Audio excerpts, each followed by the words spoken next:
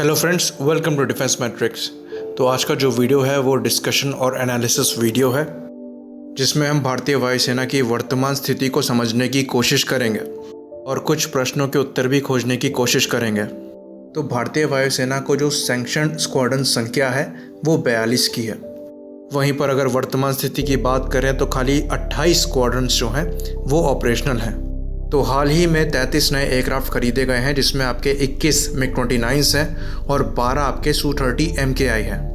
तो इनसे जो स्क्वाड्रन बनेगा वो एक एक्स्ट्रा स्क्वाड्रन होगा MiG-29 का। बाकी जो Su-30 MKI खरीदे जा रहे हैं वो क्रैश में डिस्ट्रॉय हुए Su-30 MKIs को रिप्लेस करेंगे। तो इसके ज़्यादा चांसेस हैं कि वो एग्जिस्टिंग स्क्वाड्रन्स में एब्जॉर्ब हो जाए। तो उसके बाद हम बात करेंगे MMRCA 2.0 की। तो एक इंटरव्यू हमारे air chief marshal RKS Bhadauria sir ने दिया था इकोनॉमिक टाइम्स को, जिसमें उन्होंने कहा था कि जो MMRCA डील है वो फॉलोअप होगी LCA के ऑर्डर के बाद। तो यहाँ से जो अंदाज़ा लग रहा है उसके हिसाब से ये डील कम से कम 1 या 2 साल और खींचेगी। उसके बाद जो नेगोशिएशन का पीरियड होता है जो हमारे यहाँ बहुत लंबा चलता है, कुल मिला ले तो 5 साल से पहले कुछ नहीं होने वाला है। तो अब यहाँ से हम आगे बढ़ेंगे और बात करेंगे HAL की।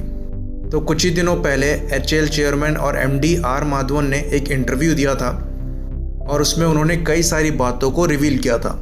उनके हिसाब से HAL ने 26 लाख मैन आवर्स लूज़ किए हैं लास्ट 2 मंथ्स में।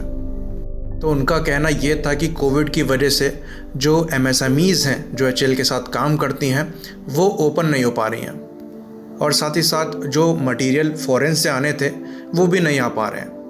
तो इसी से रिलेटेड जब LCA तेजस की बात करी तो उन्होंने बताया कि टोटल 5 मेजर सप्लायर्स हैं जिनसे HAL इक्विपमेंट्स लेता है LCA को बनाने के लिए। तो वहाँ से भी अभी डिले है और जो सप्लाईज़ है वो पूरी तरीके से बंद है।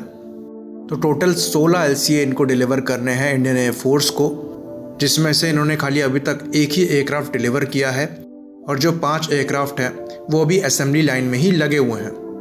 तो इनका जो प्लान है वो 1 साल में इन एयरक्राफ्ट को डिलीवर करना है, पर ये चीज़ अब लंबी खिंचने वाली है।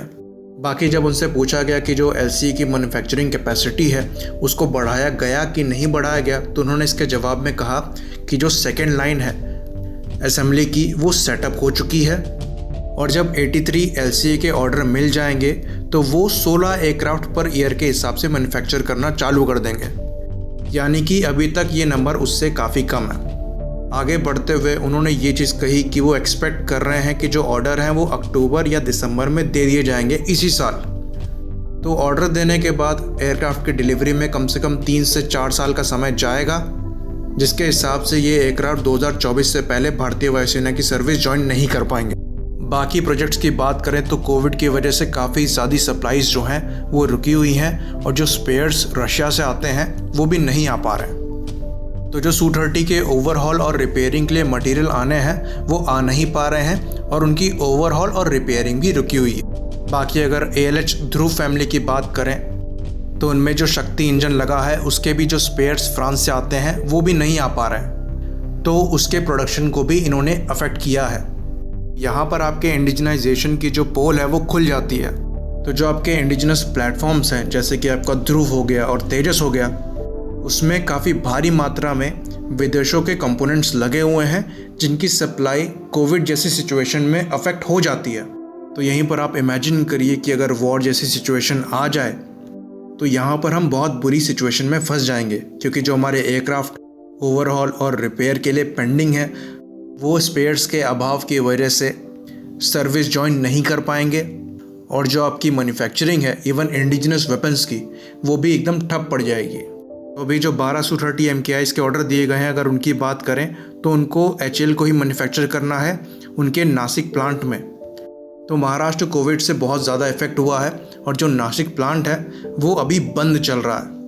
तो ये जो 12 Su-30 MKIs को डिलीवर करना है, इनके डिलीवरी में भी अभी काफ़ी ज़्यादा समय लगने वाला है।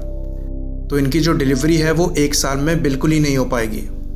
कुल मिला जुलाकर इस सिचुएशन ने भारत की आत्मनिर्भरता की पोल खोल दी है, और जिस हिसाब से चीज़ें चल रही हैं भारतीय वायुसेना की जो स्थिति है वो काफ़ी ख़राब है।